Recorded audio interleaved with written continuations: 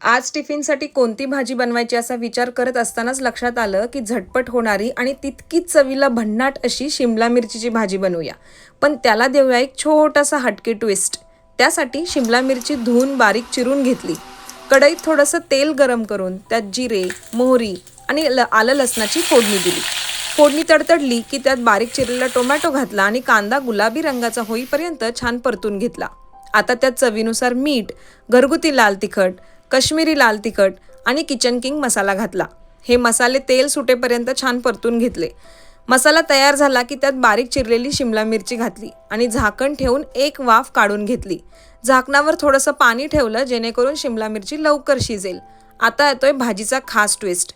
एका फ्राय पॅनमध्ये थोडंसं बेसन घेतलं आणि त्याचा कच्चा वास जाऊन रंग हलका बदलेपर्यंत छान भाजून घेतलं. हे भाजलेलं बेसन तयार भाजीमध्ये घालून सगळं छान मिक्स करून घेतलं. पुन्हा झाकण ठेवून एक वाफ काढून घेतली आणि अशी तयार झाली आपली हटके, झटपट आणि चवीला अप्रतिम अशी शिमला मिरचीची भाजी. रेसिपी आवडली असेल तर चॅनलला फॉलो करायला विसरू नका.